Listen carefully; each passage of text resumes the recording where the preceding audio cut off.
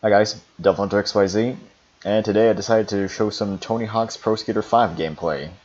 And unfortunately, it wasn't until after I finished recording that I realized I should have turned off the music, because more or less there's a lot of copyrighted music in this game right now. So unfortunately I had no choice but to just mute the entire video. But I guess for future reference I need to just turn off the music and keep in the in-game sounds. But as for right now, I just wanted to show the tutorial for the game, and also maybe just kind of give my overall impression so far of it. As of right now, I'm roughly about 3 hours into the game. I'm on the second level, about halfway done with that. Mostly trying to get through the trophies. It's not really a huge grind, but probably will take some time.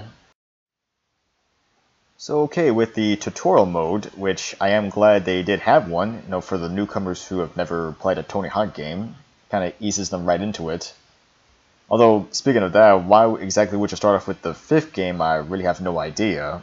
I mean, most people I know or have heard about, they've mostly started off with the 2nd or 3rd game in the series. As, actually, I think Tony Hawk's Pro Skater 2 was considered one of the best-selling games of the year at that time. But in any case, the tutorial mode is more or less the same as the first level of the game, so if you're familiar with this, or if you're trained enough in this, going to the first level is not going to be too much different. Well, as you can see, the tutorial is very basic, as it says so right on the screen. I mean, it really eases you into it. It teaches you pretty much everything from like moving on the board, to doing tricks, to doing grinds, manuals. I mean, it pretty much teaches you every little thing you need to know just to play this game. Although since I have 5 Tony Hawk games under my belt at this point, it's kind of more or less like a refresher course. I guess maybe even too simplistic to say.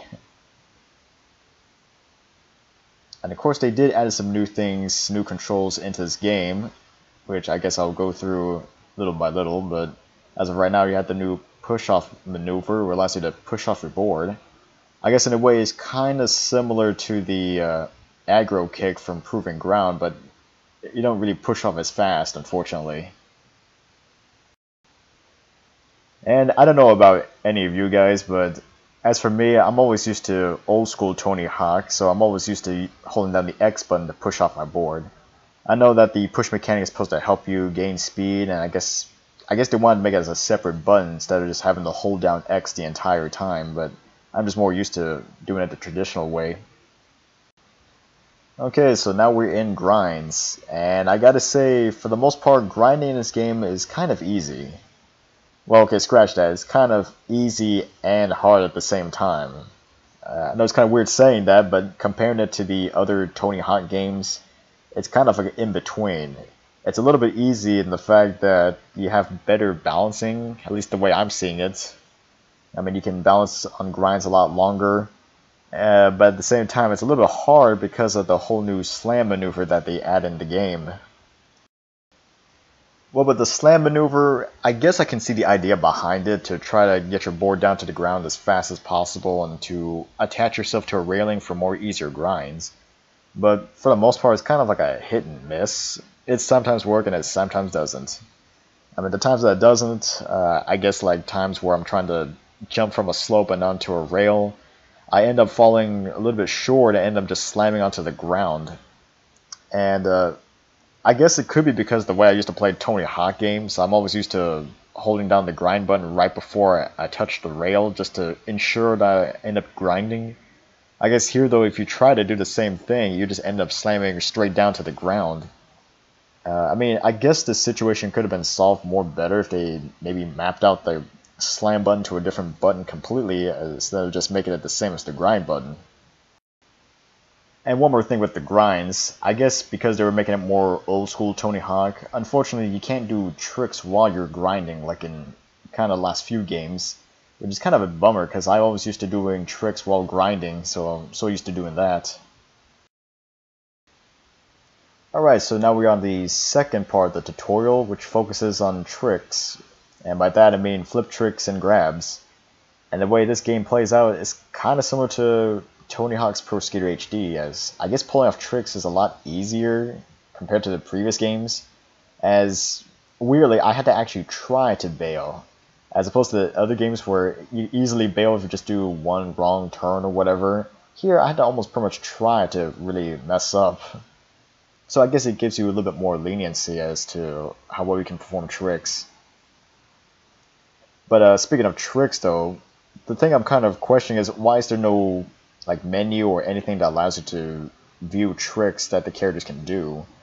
I mean, I guess you can somewhat see what they can do if you go to the character customization options, but it would have been nice to have like something on screen, like in the middle of the game, to allow you to see what tricks you can do. Alright, so anyway, now we're into manuals, and for the most part the manuals work the same way as before, but the only downside is you can't do any tricks while you're manualing, which is kind of a bummer since I'm always used to doing that for combos as well. I mean, kind of weird since even Tony Hawk's Pro Skater 4 allowed you to do tricks while manualing, so I'm kind of questioning why you can't do that here. Alright, got a good thumbs up, got a high score. Finished up the tricks tutorial. I guess at this point I'm almost good enough for a street skater. And this one focuses on combos. And really, who doesn't know how to do combos in Tony Hawk games? I mean, that's kind of more the essential thing to do. I mean, if you don't know how to do combos, you're not going to get anywhere. I'm just saying. Of course, when it came to combos, I'm always used to, doing tricks, getting off my board, and try to go into a different maneuver altogether. But unfortunately, you can't get off your board in this game. I mean, I wouldn't have been surprised because this was kind of going back to traditional Tony Hawk. But it would have been a nice option if they allowed you to do that. And pretty much here, just going back and forth between manuals and flip tricks, grinding and flip tricks, and that's pretty basic. Well, as you saw before, I did bail, and unfortunately, I don't think there really is a way to kind of skip the bailing animation altogether. I think you just have to wait for the character to get up. Well, kind of. I mean, I guess a trick you could do is if you're in the middle of a game or whatever and you do bail, you can actually pause the game, and for somehow it automatically gets your character back up onto the board, so it's almost like nothing really happened. It's kind of strange, but I guess it works. Okay, so now we have 3 trick combos, and I guess for the most part they are pretty basic as well, as I guess most people should know how to do this. Mixing together ollies, flip tricks, and manuals. And of course with the tutorial, it makes it a lot easier since they do slow down time. Of course, I wish that was a real effect you could do. Although I do remember they had something similar to that, like in, I think it was Project 8, or I think it was Project 8 or maybe Underground 2, they had like a focus mode they allowed you to slow down time. But anyway, now we have the combo letters, and they function the same like before. You just got to collect all the letters in a single combo. Kind of like earlier I had the skate letters, you just got to find all the skate letters. I mean, nothing too bad for that. Alright, so I guess that takes care of that. So now I get to go outside, that's good. So I'm done with all the street maneuvers, now I gotta do all the vert stuff. Alright, tutorial 4, quarter pipes. Again, more basic stuff here. Pretty much telling you that you can get some good air if you press the ollie button as soon as you launch off the quarter pipe. And I gotta say, turning is kind of sluggish. Although I think the reason is because at this point I don't have any skill points or stat points to upgrade my skills. I guess that's another thing I should have said. Each character has like 8 different skills that they can upgrade with stat points that you can collect. And the way you collect stat points is you have to pretty much complete objectives in the game. I think you had to get at least a pro rating to get the stat points. And like I said, there's 8 different skills to upgrade. Although I don't know how many you need for maxing out a certain one though. Alright, so now we have the classic revert. the maneuver that allows you to continue a combo if you do a revert manual maneuver. Although weirdly, I don't know why in this game it advises you to use the R1 to revert, which I've tried that and yeah, like that. Since they made it as the spin button as well, you have to get the timing right if you're going to use R1. If you don't get it right, you just end up falling on your back and just bailing. And luckily though, at least they managed to make the revert also available for the R2. And honestly, that's why I advise more, just use R2 for revert. That's what I did in the past, and that's what I'm sticking to now. Alright, so now we have lip tricks. And they pretty much function the same as before. It allows you to balance on the edge of a quarter pipe. Although, I say lip tricks a lot easier now in this game, as you seem to have better balance. And I don't think you really could bail as badly as before. At least that's just me. Although trying to get into the right angle or right position for the lip tricks is a little bit tough at times. Exiting the pool. I'm really kind of surprised they need a tutorial for that. How to exit out of a pool. I mean, it's kind of weird why you actually needed something like that. I mean, there's like plenty of ways to exit out of a pool. Alright, combo score. Pretty much doing the same thing as before, but trying to get combos in a vertical way.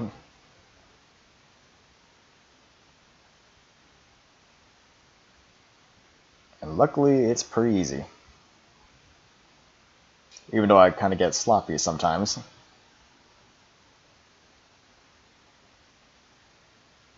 Alright, so I guess that takes care of the pool area. Oh, I got myself a new card. Well, that's another thing they add in this game, cards. They really don't do much, just for more or less show than anything else. Alright, so I'm almost done with this tutorial. Let's see.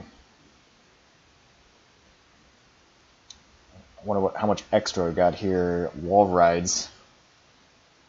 Yeah, wall rides. That's kind of a interesting story right there. I mean, the weird thing is the wall riding is again kind of easy and hard at the same time. I mean, I'm so used to just using the grind button to do wall rides, and unfortunately, sometimes doing it here, I just end up slamming down to the ground again because of the slam maneuver. But they do have an alternate way you can do wall rides, is if you kind of jump and kind of move your character to the wall, he automatically wall rides, so I guess in a way that is kind of easier. Wallies, kind of same as before, allows you to jump off of a wall. Okay, so Wallies are about the same as wall rides, they just take time to get used to. Of course, here in this tutorial, I'm still using the grind button for the wall rides, so as of right now, I decided to stick to just jumping on the walls themselves. Alright, they just got wall plants, at least they kept that. I always liked the wall plants. I believe they actually had it for, well, I don't know how many games they had it, but I remember they had it for Proving Ground, and it was a good maneuver to use. Classic spine transfer, that's good. And it still pretty much works the same. Nothing too different here.